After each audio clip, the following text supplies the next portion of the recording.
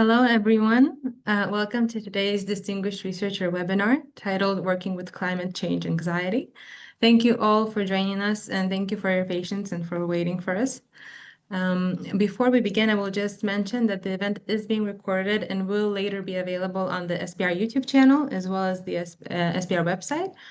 So please make sure to visit the links. I will drop the links in the chat box so you have access to them. I would also want to take a moment for a few small SPR announcements. I want to bring your attention to something very, very exciting. A call for submissions for the annual SPR conference in Japan has been sent out. The conference will allow both in-person and virtual presentations, so please make sure to participate.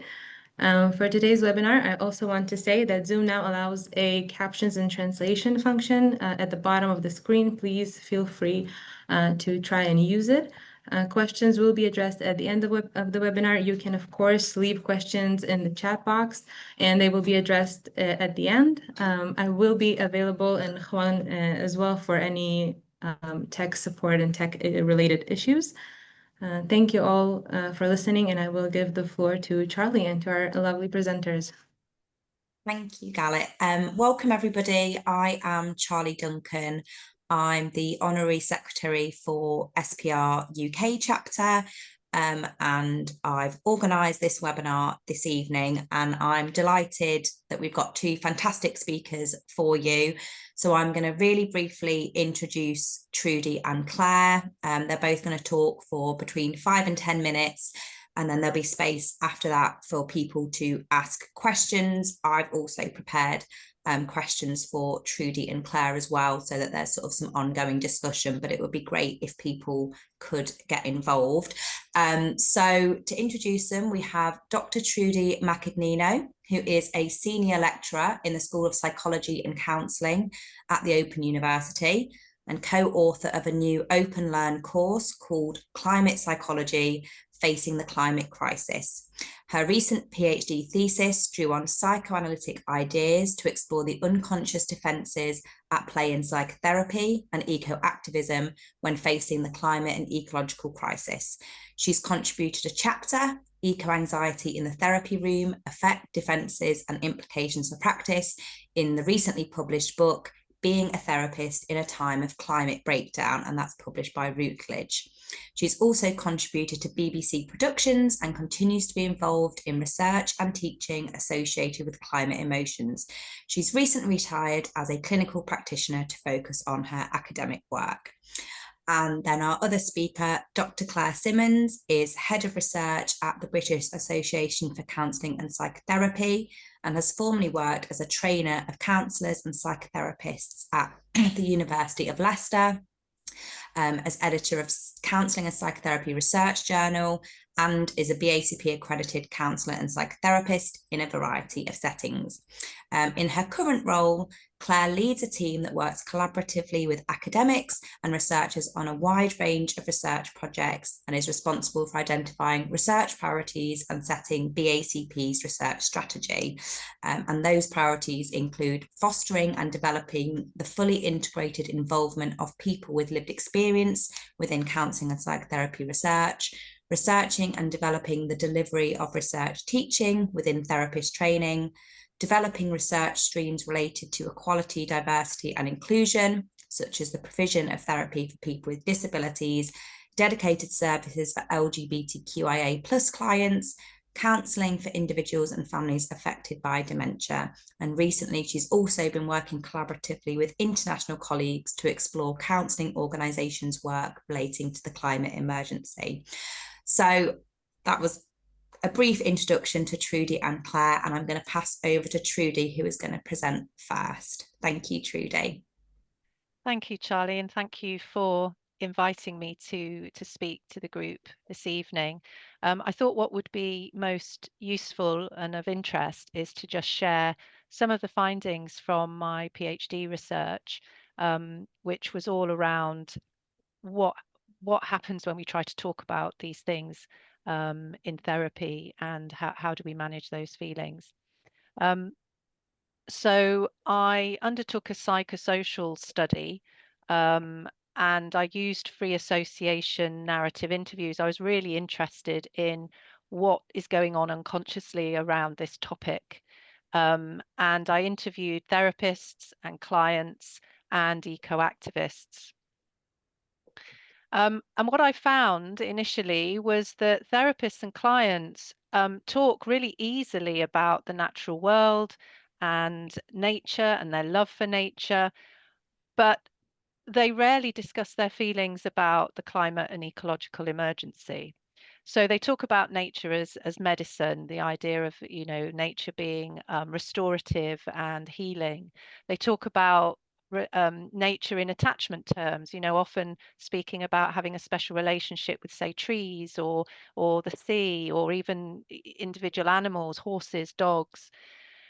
Talk about nature as in spiritual ways, in transpersonal ways, the idea of, you know, there being something much bigger than us. Um, and occasionally clients would bring in sort of side mentions that could relate to the climate and ecological crisis and may signal eco-anxiety.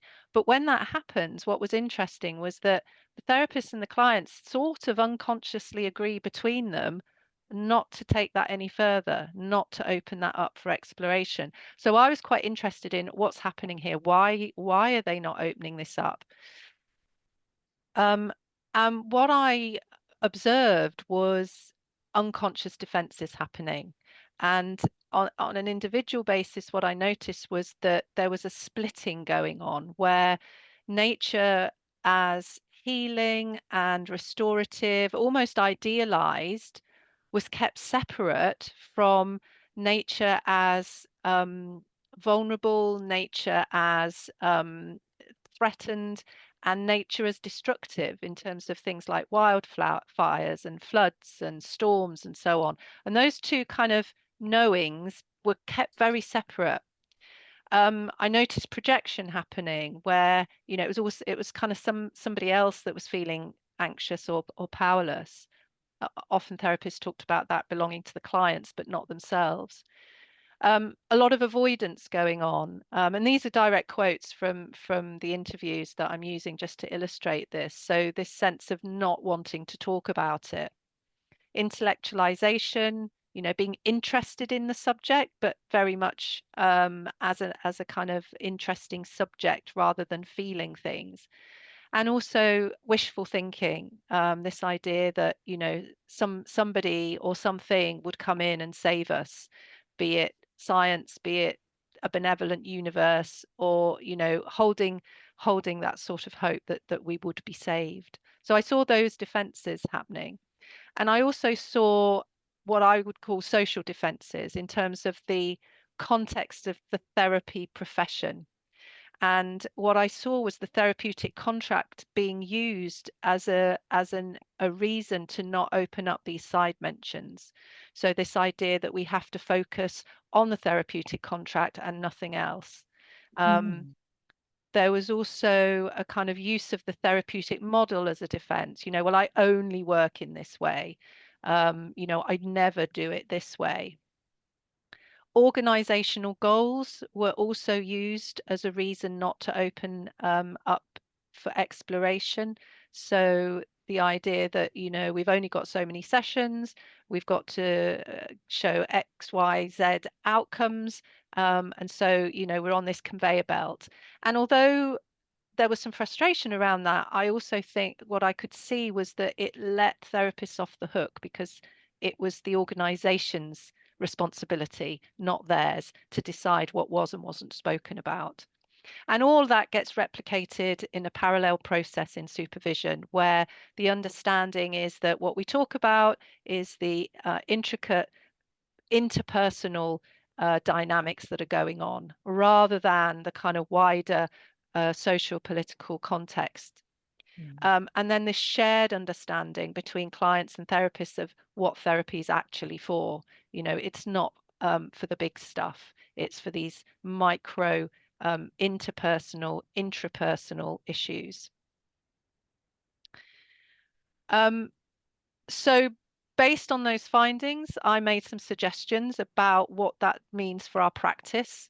And the first thing that I felt really needed to happen was for therapists to work with this material, they really need to do their own work on it in terms of themselves.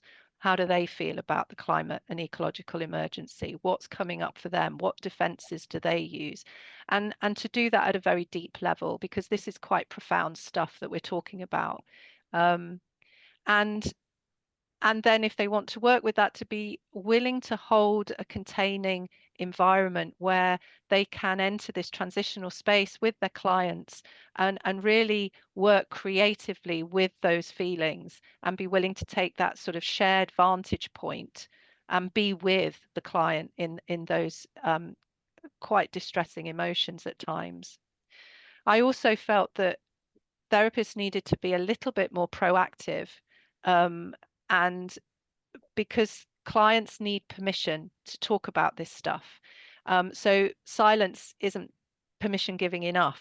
They won't bring it up unless they're asked directly. And I felt that that could be done at various points. It could be done in assessment as a question around, and how do you feel about what's going on in the wider world? How is that impacting you? Those sorts of questions in assessment could be very helpful.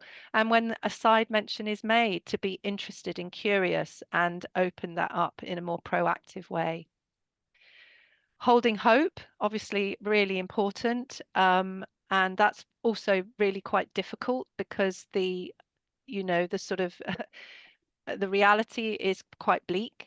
But I talk more about a kind of radical hope. And I won't go into that at this point, unless there's, unless somebody wants to sort of explore that a little bit more with me today. Broadening out the perspective to a more eco-psychosocial practice. So, just holding that space in our minds for the ecological and the social political to be present in our thinking. And it might be that you kind of have questions in your mind around, how does this client presenting problems relate to what's going on in the wider world? And how is what's going on in the wider world perhaps impacting them, their presenting problems? And how is what's going on in the wider world actually affecting how I'm meeting this client today? So those kind of just broadening out the mindset a little bit more. And then I felt that professional bodies had a responsibility here too, in terms of training, in terms of ethical guidelines, and in terms of lobbying governments for recognizing this as a mental health issue, and and thinking about funding and resources for this. So thank you. That was a whistle-stop tour of my PhD research. Thank you. Thank you so much, Trudi. I think we'll go straight into Clare's presentation, if that's okay. If people have questions, feel free to pop them in the chat, but once Clare's finished, there'll be opportunities for people to ask live questions too. Yes, brilliant. I cannot see people on the screen now, so I'm speaking in the hope that you can see my title slide. I'm really grateful to Trudi for sharing her research, and indeed for your final point about the involvement of professional bodies, which is kind of my jumping off point for talking to you this evening, because I'm, I suppose, particularly going to talk about how BACP, British Association for Counselling and Psychotherapy, is contributing to this work. And I should say I'm certainly not in any way an expert in terms of research around climate anxiety, but I am in BACP the person who's taking the lead on trying to do some further work in this area. I wanted to share some thoughts in the first instance that kind of give some context to why BACP might want to be involved. Those of you who are here this evening almost certainly don't need me to tell you anything about the scale of the problem that we're talking about when we're talking about climate emergency. But I think I wanted to kind of frame some main points really from research that gives some context to why BACP might be involved. So my next slides, there's quite a lot of information on. I am not going to read through them in detail in any way, and there are a lot of references. The slide deck will be available to you sometime after this event, and the references are listed in full at the end if you want to follow those up in more detail. Just think there's some quite useful information in there. So research shows us that mechanisms of the climate emergency are having a tangible impact on people's mental health. We know this, and that there are huge inequalities in how people are affected across the world. So broadly, those people who have the least impact on climate change are more likely to experience the greatest negative effects. And certainly people in vulnerable communities, such as those with pre-existing health conditions, young people, Indigenous people, and so on, are more affected. Children and young people are particularly vulnerable. And of course, thinking of children and young people and indeed future generations, they are going to be people who will carry more of the cost of what is happening in terms of the climate crisis. I mean cost in the widest possible sense, emotional, physical, as well as kind of financial and societal. So in terms of mental health, and this is even more of a whistle-stop tour than Trudi gave you of her research, but in terms of mental health, again, we know from research that climate anxiety, and that's defined in different ways in the literature as far as I can see, can for some be debilitating. But it's perhaps also important to recognise that some measure of anxiety in the face of what is happening actually is an appropriate response. And I think that opens up our thinking about how we might wish to work with people in this area. So a certain element of climate anxiety, is appropriate, and it can also help mobilise people's responses. So there's a research study that I've mentioned here, the Linda et al. From November last year, which actually is an RCT looking at online CBT for people with quite debilitating climate anxiety. And alongside the trial, there was also collection of qualitative data exploring their experiences of that intervention. But one of the things that study found that's quite interesting is that effective treatment can alleviate the symptoms and allow people to feel more functional and in less distress. But also for some people, it can support their motivation to take some form of action. And I think that's quite interesting, really, because there's an ethical issue for us to grapple with here as therapists and potentially as researchers. So I feel personally very strongly that therapy shouldn't be about offering a sop to people to help them feel comfortable while the world around them burns. For instance, it's not simply about alleviating the symptoms and get on with your lives and nothing is going to be different, nothing's going to change. But equally, it's not about us as therapists trying to mobilize all clients and somehow turn them into activists. There's a tightrope, I think, to be walked. So for me, there's a question about, so what constitutes helpful therapy for people when they come with climate anxiety? But perhaps also there's a question for us as therapists and researchers about, given that there seems to be more research that's needed in this area, for all that it's a growing area, what can we do to contribute to work broadly around the climate emergency?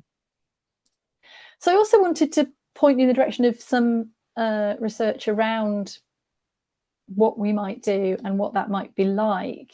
So although many people might be attempting to take positive action, most people can probably do a bit more, but are hampered by this idea that comes from Gifford of the dragons of inaction. Now, these are various different mechanisms. Some of them are to do with, say, climate denialism, that kind of thing, but it's not all about that. And certainly it's something about how kind of even the best intentioned of us can become immobilized in the face of how big this seems to be. You get caught up in a kind of, well, what difference going to make if I do X, Y, Z, if I do a research study on this, or if I throw a newspaper into the recycling rather than the bin? Does it really matter? Is it going to make a difference? What is the point? And I can certainly say that I've experienced that, and it can be hard to get past that. But I think there might be a clue from my perspective in one of the quotes from one of the participants in the RCT I mentioned earlier. So this is someone who'd had this online CBT and who did become a bit more mobilised as a result of what they experienced. And what this person said was, maybe I'm a bit more aware of putting pressure towards the top, towards politicians, and being more active here.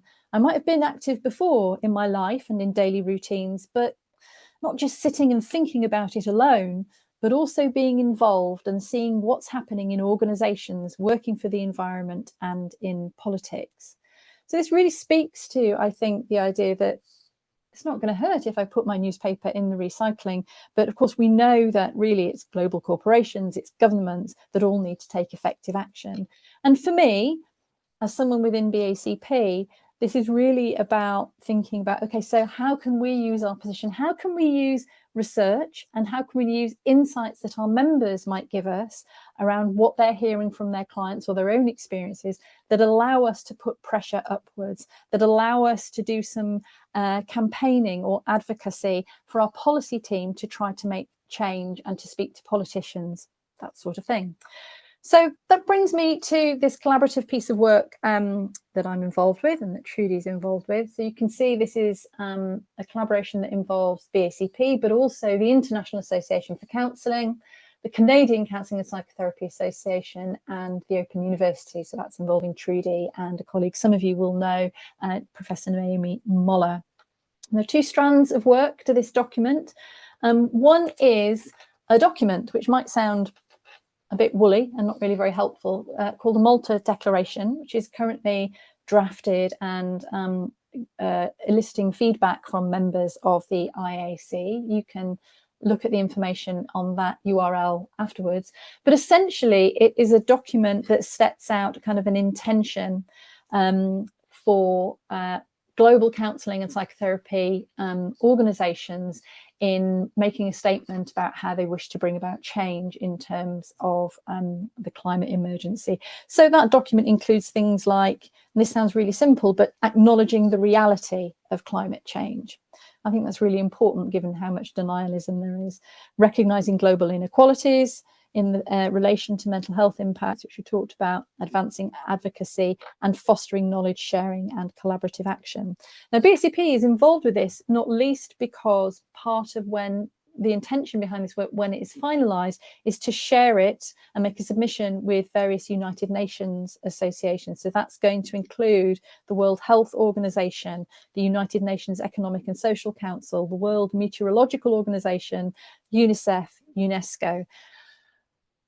Those again also allow BACP to do some work with our policy colleagues to have hopefully some kind of influential conversations with politicians, with policymakers in the UK, for instance. And the second strand of work that we're doing as part of that collaborative project is a global survey of counselling and psychotherapy organisations, which we're hoping to launch by the end of this month.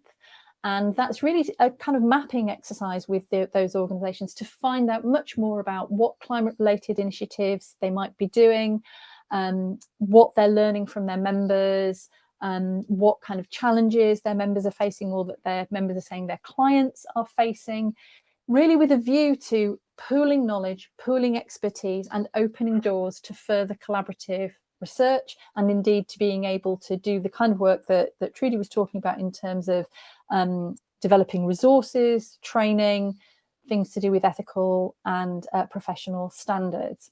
So it's early days, we haven't launched that just yet, that will be later this month, but we're certainly hoping that we're going to be in a position to disseminate the findings from that next year.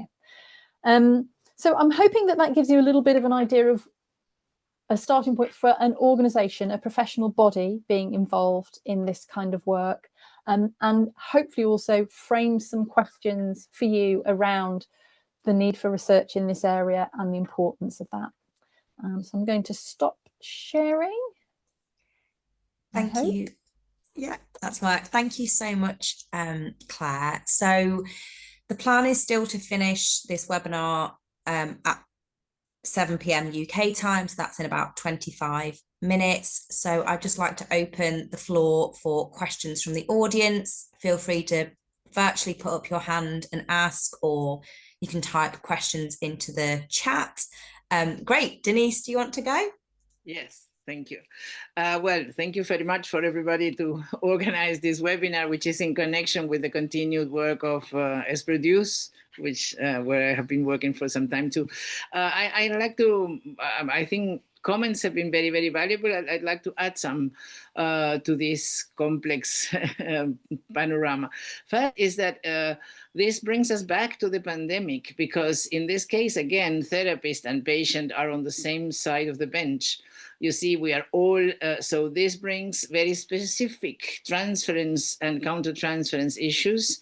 And this issue of ideological elements into the therapy. I'm not seeing patients anymore, but I think I would sort of strangle somebody who'd do something, telling me just as an anecdote, doing something which is very harmful. I think it's a very difficult limit between commitment and then being sort of intolerant to other positions.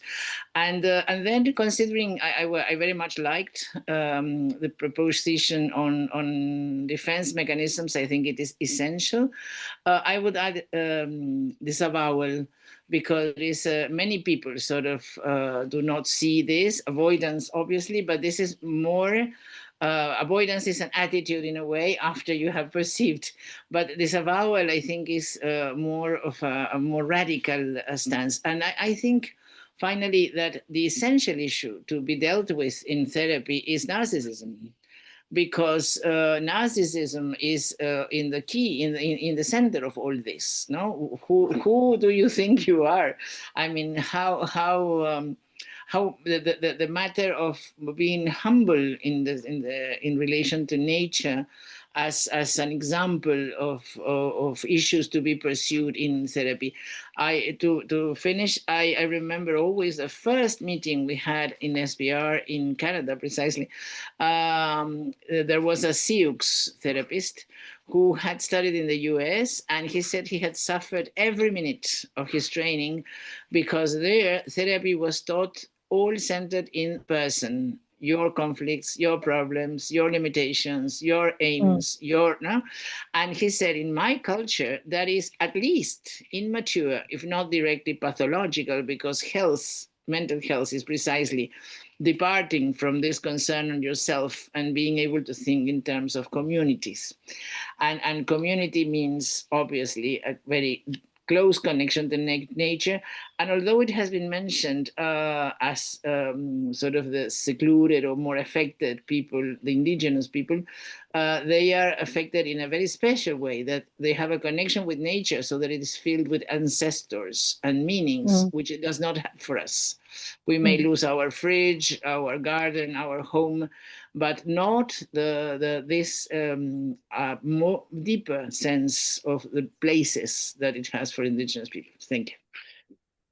Thank you so much, Denise. I didn't know if Trudi and or Claire, you wanted to respond, comment. Yeah, I'm happy to respond. Thank you, Thank you. Denise. I mean, I kind of agree with everything you say. Absolutely. And an interesting thing around the pandemic, what I found in my research, which, because I was doing my interviewing around the pandemic time, so we were sort of in lockdown, and people were beginning to think about the impact on the natural world and the connection with the pandemic and COVID and the virus and everything. And it was almost as though the pandemic had created like this little portal where they could begin to think about, what are we doing? And also it gave a sense of what might happen, that the kind of lockdown was such a massive change to everybody's life, and it gave people a sense of the magnitude of change that we might face if we do not do something about climate change. So I think it kind of did something to people's receptivity for a very short time. It was like a little window that we had where people were beginning to think differently. And I found that really fascinating. Just picking up on the narcissism and the individualism as well. Sally Weintraub talks a lot about this culture of uncare and this sense of narcissistic entitlement that is part of our Western culture, and that being at the root of some of these problems that we're facing. So yeah, couldn't agree more, Denise, with your points. Thank you. Could you write down the name of this author? I don't know her. I'll pop it in the chat. Yeah. Claire, did you want to add? Yeah, if that's all right. I was thinking, I think, Denise, particularly about what you were saying towards the end about, you know, that those impacts, particularly on Indigenous people, and maybe relationships with nature, and thinking again from a kind of professional body point of view about, not just from a professional body point of view, but also I think from a researcher point of view, that there is a challenge for us, for those of us, I think, who are in the parts of the world where we may have greater resources and greater capacity to support and undertake work in this area, not to swoop in a kind of colonizing kind of way and assume that how we go about doing the research is going to be an appropriate fit, the questions we want to ask are going to be the appropriate questions to ask, or whatever we find through the research is going to be the answers that are culturally appropriate for everybody in terms of addressing some of these issues. So I think that makes it a yet more important task, but one that I think we have to be really carefully mindful of. You know, at BACP, we're well resourced and in a good place to try to pull people together and to do some work in this area, but it's absolutely not for us to say working with climate anxiety in the therapy room must look like this. You know, that isn't going to be a good fit in other parts of the world or for other populations. So there's something for me about collaborative working that really recognises different experiences and different cultural relationships with the world and indeed with therapeutic intervention. Thank you, Claire and Trudi and Denise, for your comments. Did anybody else have any questions, comments, ideas that they wanted to bring to the floor? I have to learn to sit with silence, so I'll just give it a few seconds. Because if not, I have lots of questions that I can ask. Okay, I'll give people some time to think about it, and I've got some questions that I prepared. So I thought I'd go to you first, Trudi, if that's okay. You obviously talked a little bit about this in your own presentation about how you've seen practitioners talk about or not talk about climate anxiety in the work. But I guess from your perspective, how have you personally approached conversations about climate anxiety in your work previously? I know you're not a practitioner, you're a retired practitioner now, but it'd be great to hear from you about some of the sort of practical and tangible things counsellors might say to clients, obviously taking account of what Claire said about, you know, what's sort of culturally appropriate as well. Yeah, well, as I said, clients rarely came with that concern as what they wanted to talk about, but I was often aware of it being in the background. And so, you know, the British, and this is very culturally specific, but the British way of talking about the weather and making small talk about the weather, you know, is a classic. And so people would come in and just say, oh, you know, I'm really fed up with all this rain. And I wouldn't just accept that as small talk. I would just say, let's talk about that. You know, what's that like to wake up day after day with rain? You know, what's that like to see the fields around us so flooded? You know, what's it like to see cows, you know, and you know, this is the sort of thing that we were witnessing, you know, when we have these flooded areas, you know, with cows up to their ankles in water, you know, and they can't get to the grass. What's that? So I would just not accept it as a small talk. Particularly, I think, with clients that might do that on a regular basis, you know, a one-off, I might have let go. But when you notice that actually they talk about the weather quite often, I would pick that up. The other thing that used to come in quite often were talking about children. So, you know, people would, clients would talk about their children in a particular way that made me feel like there's something more to this. And I might say, yeah, you know, how do you feel about the world your children are growing up in? You know, what are your thoughts about that? So it's just kind of, I guess, being a little bit attuned to what might not be being said because the client's not quite there, but it's on the edge somewhere. You know, it's kind of inviting it in from those edges of awareness.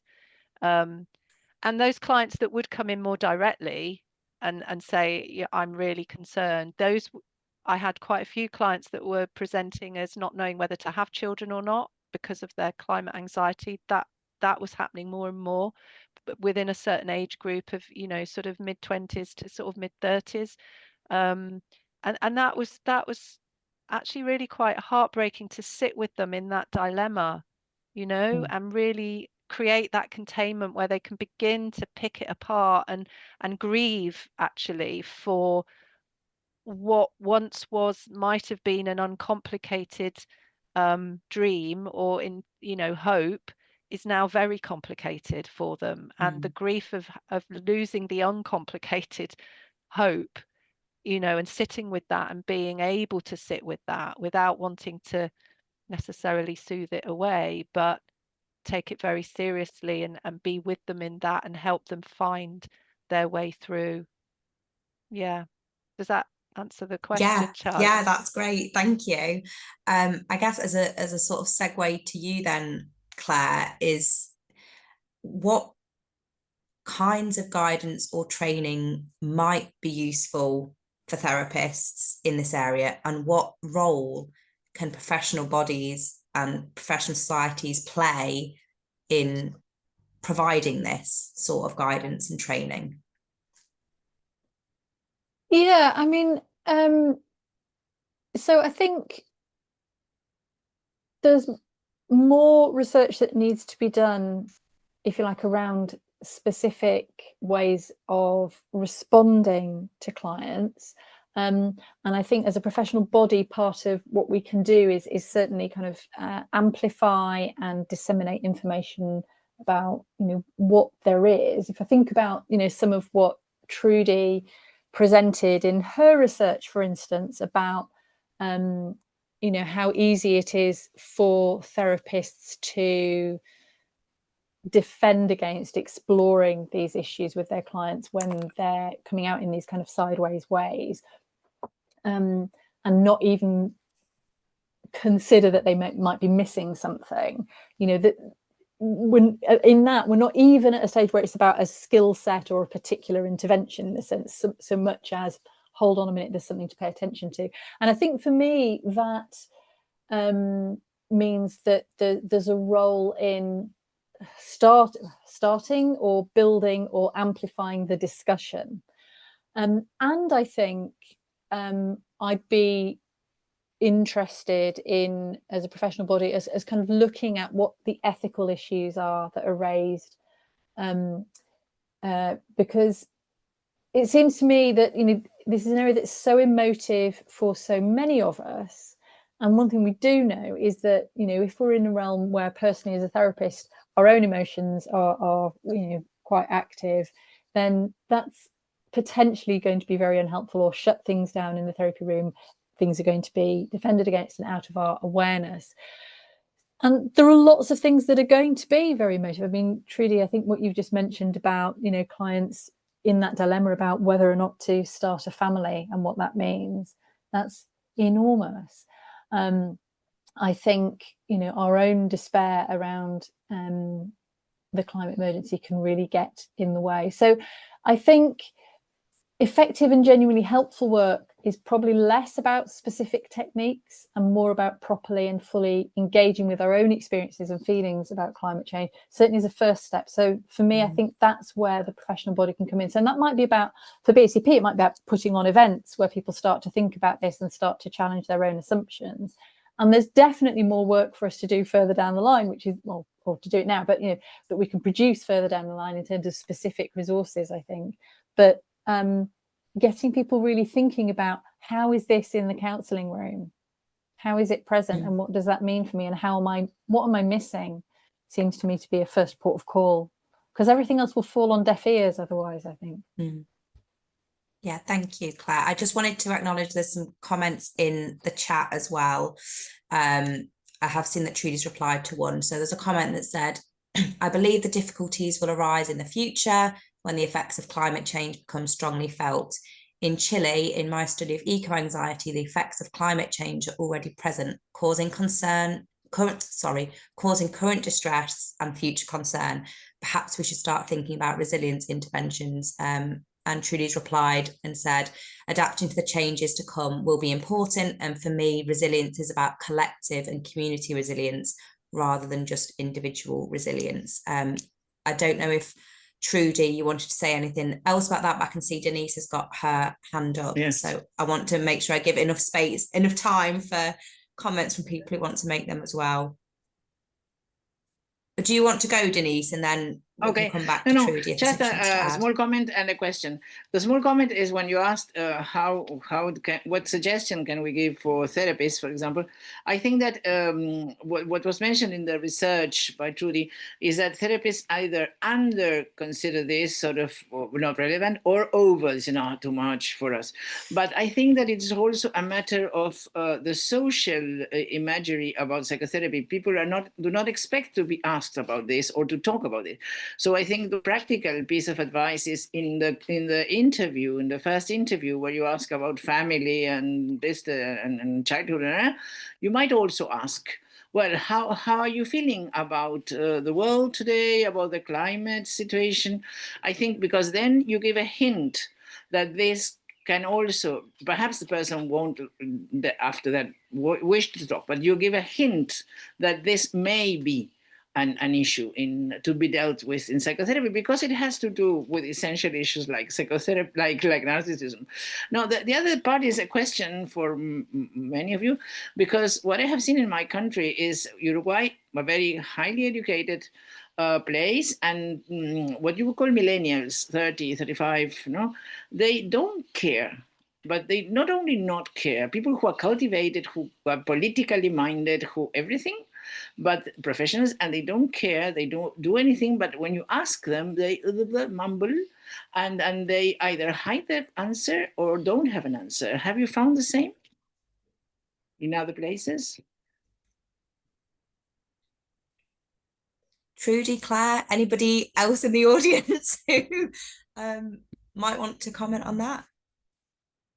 I can see that someone else has got their hand raised, but I can't see who. I want to say something. Yeah, go for it. In my country, in Chile, is totally different. I have seen in a survey, in a national survey, that many youth are very worried about climate change. And I think it's because at the north, we can see the impact of climate change because we are having problems with water there at the north of my country. So it's very important. In the survey, the national survey, we saw that 91% of the Chilean youth was thinking that the climate change is affecting their daily life. And it was a question that also Hickman did in his international survey. So I think in different countries it's totally different. So it's important in Latin America that we can do this kind of studies. And for example, for me, about the intervention, not only about like thinking of climate anxiety, also about eco-anxiety, because the impact is in some countries is right now, and it's not only about the difficulties of like fires or other kind of effects of climate change, also the pollution, also the microplastic, or about other kind of difficulties of the problems of environment. So this is something that I think that we have to talk about, not only like studying about climate change, also about these other environmental problems, about the triple crisis. So in my country, it's very different way as in Uruguay. So this I wanted to say. We Thank live you so much for sharing that, Canada. Tamara. We have practically no problems with climate change. Claire, did you I- want to? Sorry, yeah, yeah. I think, I mean, one thing for sure is that I think we can expect that there are going to be differences in different countries, and that the immediate and sort of present physical impacts are going to kind of shape some of people's reactions. I think I would say that you know, my experience, I don't know that it's necessarily tied to a particular generational group, but I certainly see some evidence of you know, some people who apparently don't care and don't have ideas about what to do.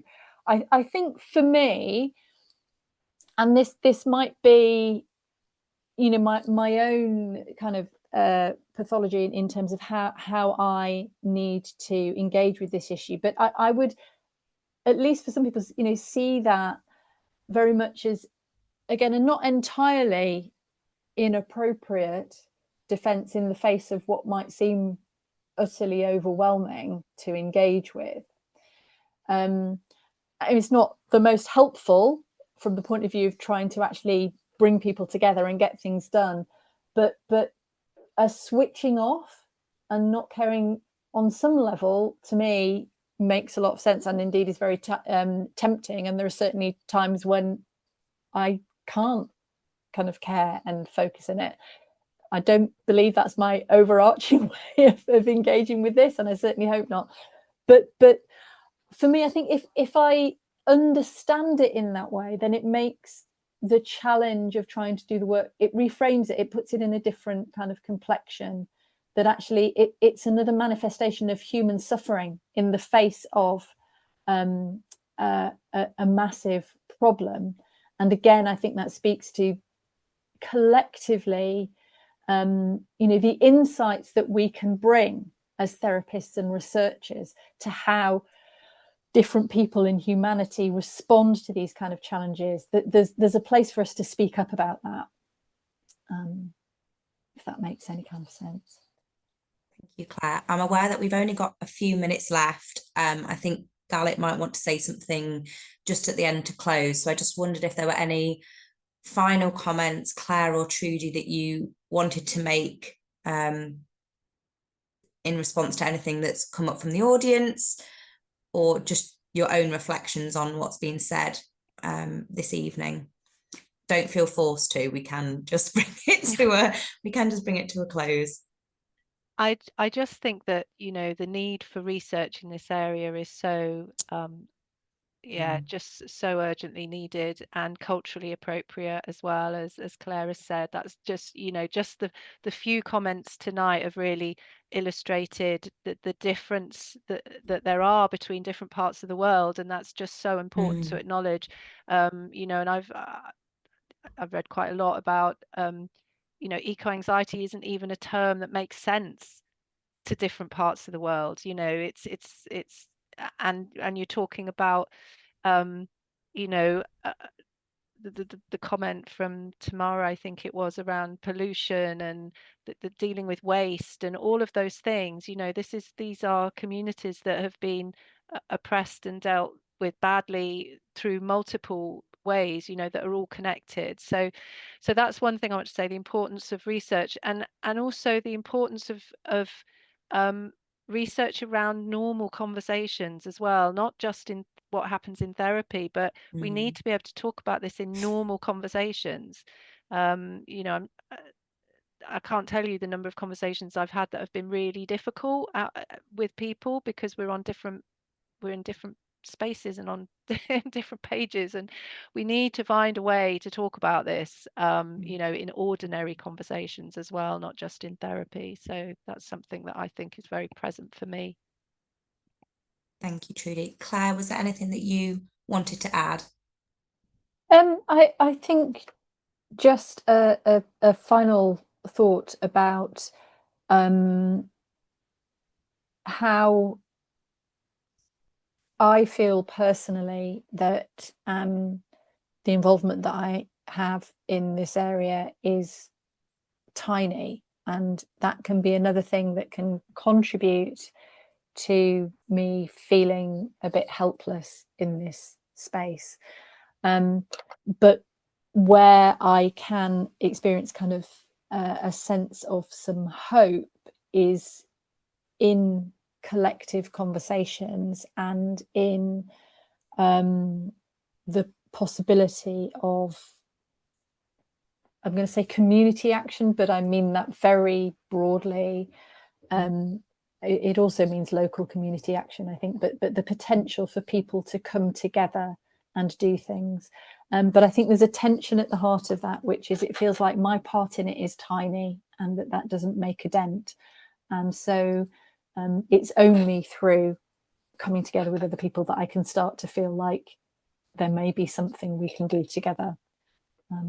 So conversations like this evening feel really important to me. If for no other reason, then they help keep me motivated to do something and try and take the next step. Thank you. Well, thank you so much again, Claire and Trudi, and everybody who's joined this evening. Galit, was there anything you wanted to say just to round things off, or do we just finish? Yeah, so Charlie, thank you very much. And thank you, Claire and Trudi, for an incredible presentation on such an important topic. And we've had an amazing and very important discussion. And I see more and more comments and questions in the chat. So thank you, everyone, for attending and for being so active. I would just like to say a quick reminder of the things that I've said at the beginning. Please be on the lookout for our future Distinguished Researcher series events and other events organized by other SPR chapters. Please check our website, check our YouTube channel. I'll send the links again. I'm also adding the link to the call for submissions for Japan. It would be amazing to see you all there virtually or in person. And also the recording will be available very, very soon on the YouTube channel, and an email with the link to the YouTube channel will be sent to all participants and everyone who attended today. So if you want to rewatch or share, please do. Thank you all very much. It was so fun. It was great, and thank you. Thank you. Bye, everybody. Have a good rest of your day, evening, wherever you are. Bye.